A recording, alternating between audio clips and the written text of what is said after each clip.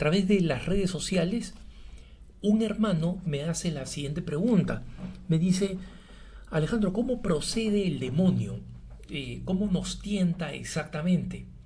Porque yo sé que el demonio no sabe exactamente lo que pensamos. Él no tiene la potestad de penetrar nuestros pensamientos y saber lo que pensamos. Pero como tiene esta inteligencia que es incomparablemente superior a la inteligencia humana, que es de otra naturaleza, lo que los filósofos llaman inteligencia intuitiva, es decir, que no tiene que hurgar por la verdad, sino la verdad de alguna manera le llega automáticamente a la mente, para explicarlo de alguna forma. Él dice: entiendo que el demonio intuye lo que pensamos cuando ve nuestros gestos, los más mínimos gestos que hacemos al pensar, nuestro hablar y nuestro actuar. Pero lo que no entiendo es cómo es que nos lleva a caer en la tentación. Soy consciente de que no todos nuestros pecados son atribuibles al diablo, sino a nuestra libre elección, nuestra debilidad y hasta ignorancia en asuntos morales y espirituales. Por tanto, mi pregunta es una: ¿cómo influye el diablo en nuestras mentes y qué nos hace caer? Es una pregunta apasionada, hermano, que nos hacemos todos los cristianos. En última instancia, todos los hombres que tenemos alguna preocupación moral, y es la gran pregunta que se hacía el mismo San Pablo en Romanos 7:14, ¿no? Y en todo el pasaje que comienza en Romanos 7:14, donde San Pablo reflexiona sobre el misterio de la fragilidad del hombre frente al mal moral. Es decir, no solo la fragilidad física que tenemos todos los seres humanos, porque sabemos que vamos a morir, ¿no? Sino y que nos enfermamos y que nos golpeamos, nos vamos debilitando, sino la conciencia de que frecuentemente hacemos el mal que no queremos, como dice San Pablo. No hago el bien que quiero y hago el mal que no quiero. Encuentro en mí esta ley de muerte, dice San Pablo. San Pablo se pregunta ¿por qué?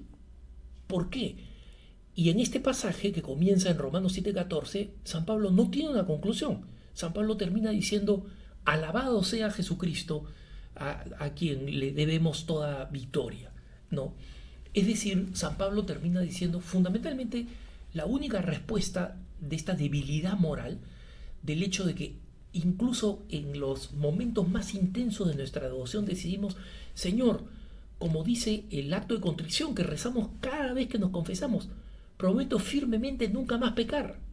Prometemos firmemente nunca más pecar, y estamos tropezando, cayendo y pecando nuevamente, ¿no? Entonces estamos en esta situación de ¿quién me librará de este cuerpo de muerte? Donde efectivamente nos preguntamos: ¿quién me librará de este cuerpo de muerte?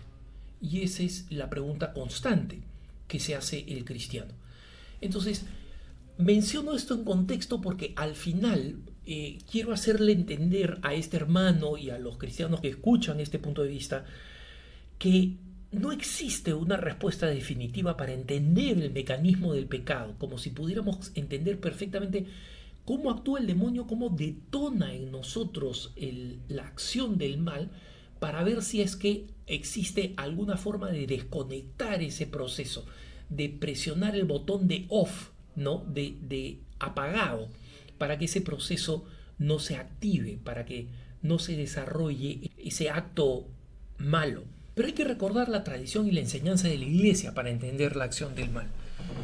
En la Iglesia siempre hemos hablado específicamente de tres grandes enemigos: el mundo, el demonio y la carne, ¿no? El mundo también nos seduce. Esos son los tres grandes enemigos: mundo, demonio y carne. Y eso que enseña la Iglesia siguen siendo principios generales. El mundo sabemos que son las seducciones que nos presenta lo externo. Muchas veces no necesitamos de la acción directa del demonio, basta con una publicidad mal inspirada, basta con que un programa de televisión que estamos viendo incluya pornografía suave, ¿no? Basta con estas cosas para que se produzcan las tentaciones que nos hacen caer en la seducción del poder, del tener o del poseer placer, ¿no? Cualquiera que sea. Y precisamente el demonio a veces no tiene que esforzarse, ¿no? Algunos santos del desierto decían que tenían este don espiritual de ver a los demonios, decían que en los pueblos donde existía mucho vicio, ¿no? Y bares y lugares de apuesta y lugares de perdición, los demonios estaban descansando, simplemente preocupándose de ver que cualquier persona que por ahí tenía un conato de bien, de seguirlos impulsando por el camino del mal. Y que estaban más bien sumamente ocupados allí donde no habían lugares de vicio y eran pueblos en los que había una iglesia en donde la gente activamente participaba de la fe y de la vida cristiana, ¿no? Entonces, es para entender cómo es la acción del mundo. La acción del mundo simplemente nos presenta abiertamente una seducción. El demonio, precisamente, tenemos que entenderlo como esa fuerza maligna exterior que nos seduce precisamente susurrándonos o presentándonos ideas, porque sí es capaz de presentarnos una idea, no es capaz de saber lo que estamos pensando, pero sí es capaz de insinuarnos, mira, como le susurró y le habló a Adán y Eva. Recordemos que ese es el pecado tipo. Si queremos entender cómo funciona la acción del demonio, pasemos revista al pecado original y a la manera como nos presenta la tentación. El demonio usualmente comienza por proponernos algo que nos resulta atractivo, y ahí está el problema de la carne, ¿no? Ese tercer enemigo. Y entro aquí a explicar el problema de la carne como un paréntesis en la explicación del demonio. La carne es esa parte herida que tenemos los seres humanos, no es el cuerpo, ¿no? Recordemos que en griego existe una diferencia entre el cuerpo y la carne, entre el soma, el cuerpo, y la sarx, la carne, que es esa parte débil del ser humano, herida por el pecado, que hace que nos atraiga las cosas que son dañinas para nosotros, pero que nos resultan agradables, ¿no? Es esa inclinación, ese apetito, esa apetencia, ese gusto por cosas que son dañinas. No, esa debilidad es la debilidad que aprovecha el demonio. ¿No? Y comienza por susurrarnos eh, la idea de algo que nos va a resultar atractivo en el poder, en el adquirir poder, en el tener o en el poseer placer, en el placer. En cualquiera de estos campos, el demonio nos va a presentar como le presentaron la idea a Eva, ¿no? Cómo funciona el pecado original. La primera propuesta que le hace a Eva es decirle, ¿es verdad que Dios les ha prohibido comer de todos los árboles del campo? El demonio sabía perfectamente que Dios no le había prohibido comer de todos los árboles del campo, sino de uno solo.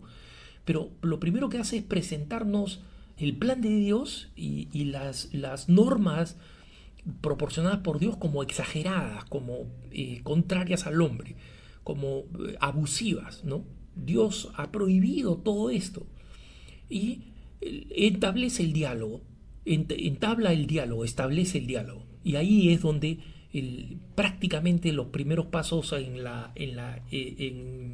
esta pendiente resbaladiza la da Eva cuando dice no y comienza a hablar. En vez de rechazar al demonio, no, comienza a hablar con él. Y le dice, no, en realidad nos ha prohibido solo de este árbol. Dios les ha prohibido porque Dios es envidioso. Entonces nos presenta primero la doctrina de Dios, las enseñanzas morales como exageradas, y después nos las presenta como injustas, no solamente exageradas, sino abiertamente injustas y producto de la mala fe de Dios, entre comillas, la mala fe. El Dios no quiere nuestro bien, no quiere tu bien, yo quiero tu bien, tú quieres tu bien. Tú lo que quieres hacer es eso que te gusta, que te provoca, eso está bien que lo hagas, ¿no? Y luego ya deja todo el resto a nuestra naturaleza herida, ¿no? En el caso de la descripción de Adán y Eva, como de pronto este árbol que sabían que era prohibido, lo ven como sabroso, ¿no? Que era, viendo Eva que era bueno para comer, ¿cómo sabía que era bueno para comer si todavía no lo había probado, ¿no? Entonces, obviamente, así es la acción del demonio. Entonces, yo sé que alguno me dirá, Alejandro, pero un momentito, Adán y Eva no habían pecado, no tenían pecado todavía. Entonces no tenían una carne débil. Efectivamente, no tenían una carne débil.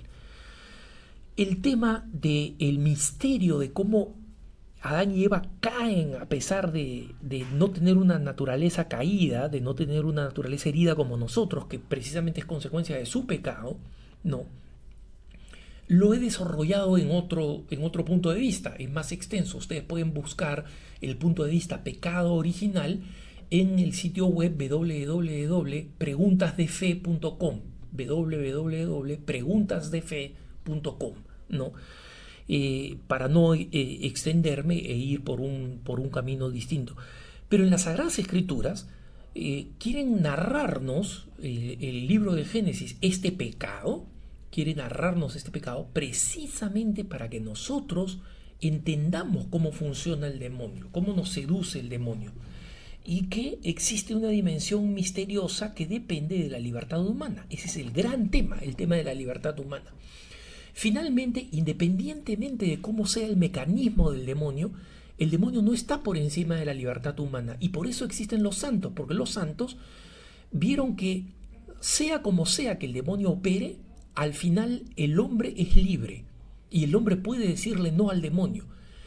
Entonces, no necesariamente basta con entender el mecanismo de que opera el demonio. Lo que sabemos es que el hombre, con su libertad y fundamentalmente con la gracia de Dios, con esta libertad que sale al encuentro de la gracia, que es animada por la gracia, que acoge la gracia, esa libertad es capaz de vencer el pecado. Todo lo puedo en aquel que me conforta. No todo lo puedo por mí, no todo lo puedo por mi fuerza. Todo lo puedo, dice San Pablo, por aquel que me conforta. Todo lo puedo en aquel que me conforta. Entonces, en última instancia, independientemente como sea el misterio del mecanismo del mal, que lo comprenderemos en el cielo, ¿no? Independientemente de cómo sea este mecanismo, la verdad es que el hombre tiene la capacidad, colaborando con la gracia de Dios, de vencerlo y de triunfar. Que tengas un buen día.